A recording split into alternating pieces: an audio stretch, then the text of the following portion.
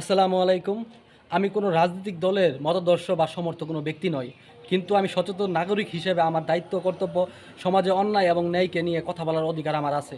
সেজন্য আমি বজ্রকণ্ঠে বলতে চাই, দেশে বর্তমান চলমান যে অবস্থায় এর ভিতরে মানুষের কোনো মূল্য নেই। একটা কুকুর মারা গেলেও কুকুরের জীবনে মূল্য আছে, কিন্তু মানুষের জীবনে কোনো মূল্য নেই।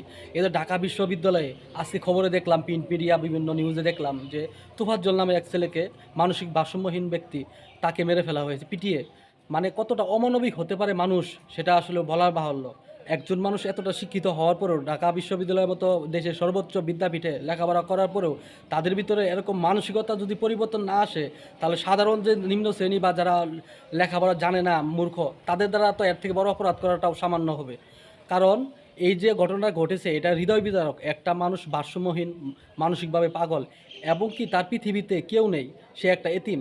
এই ছেলেটা ধরলাম সে ভুল করেছে বা তাদের ওইখানে প্রবেশ করেছে, বিনা অনুমতিতে প্রবেশ করেছে, তাকে চুর সন্দেহ করে তাকে পিটিয়ে হত্যা করা হয়েছে।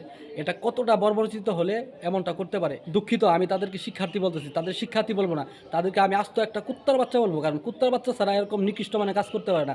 শিক্ষার্থীদের দ্বারা কখনো এরকম অন্যায় হতে পারে না, কারণ তারা উচ্চ শিক্ষার জন্য এবং কি তারা মেধাবী অবশ্যই শিক্ষা অর্জন করার জন্য গেছে। আর যারা এই কাণ্ডগুলো করেছে তারা শিক্ষিত বা শিক্ষা অর্জনের জন্য যায় নাই, তারা দেশের পরিস্থিতি বিবেচনা করে বিভিন্ন সময় উকি ঝুঁকি মেরে বিভিন্ন রাজনৈতিক দলের সাথে সম্পৃক্ত হয়ে অবৈধভাবে বিভিন্ন টেন্ডারবাজি বা বিভিন্ন রকম অবৈধ উপার্জনের উদ্দেশ্যে তারা উপার্জন করার জন্যই তারা এই ঢাকা বিশ্ববিদ্যালয়ে ট্যাগ লাগিয়ে তারা এখানে লেখাপড়া করতেছে। জাস্ট এইটুকুই। কারণ তারা কখনো মানুষ হতে পারবে না। কারণ তারা জানোয়ার না হলে এভাবে একটা এতিম ছেলেকে নির্মমভাবে পিটিয়ে পিটিয়ে হত্যা করা, এবং কি কয়েক ধাপে পিটিয়ে হত্যা করেছে। একটা মানুষের জীবন এতটা সহজে যায় না। যখন নির্মমভাবে বর্বরোচিতভাবে হামলা করা হয়, তখনই হয়। ধরলাম হামলাকারীদের কথা মতে যে সে চোর। চোর যদি হয়েও থাকে, সে যদি চুরি করে থাকে, তাকে আইনের কাছে সোপর্দ করা উচিত ছিল। তাকে এভাবে নিজের হাতে আইন তুলে নিয়ে তাকে হত্যা করার, এটা কোনো বাংলাদেশে কোনো আইনে নেই। তো এই ধরনের কাজ যে করেছে, আমার কাছে মনে হয় এর বিচার হবে না। কারণ হবে না এজন্যই, কারণ এখন পুরো দেশ চালাচ্ছে শিক্ষার্থীরা। কারণ আমরাও শিক্ষার্থী ছিলাম, আমরাও লেখাপড়া করছি, এখনও করতেছি।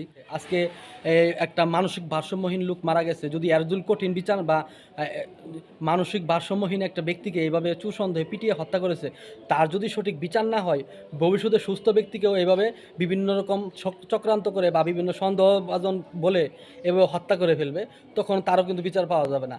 কেবলমাত্র শুরু। তবে আশা করব এবং কি সকলকেই এই বিষয় নিয়ে কথা বলা উচিত। নিহত যে ব্যক্তিরা তোফাজ্জল মারা গেছে, তার কিন্তু পৃথিবীতে কেউ নাই, মা বাবা ভাই কেউ নাই, কোনো স্বজন নাই, তার পক্ষে হয়ে কথা বলার মতো একটা প্রাণীও নাই। তো আমরা যে যার জায়গা থেকে, যার যে স্থান থেকে, স্ব পদ থেকে সকলে প্রতিবাদ করি যেন এর যেন সুষ্ঠু এবং এর জন্য ন্যায্য বিচারটা সে পায়। কারণ আজকে তার হয়েছে, কালকে আমার পক্ষে এরকম হতে পারে। সকলে এভাবে আমাদের সচেতন হতে হবে এবং কি শক্ত হাতে অন্যায়কে দমন করতে হবে।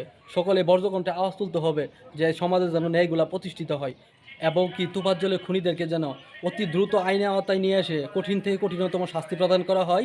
সেই সাথে তো আমরা সকলে এই তোফাজ্জলের জন্য দোয়া করব, আল্লাহ পাক যেন তাকে জান্নাতুল ফেরদৌস দান করে। সকলকে ধন্যবাদ। সকলে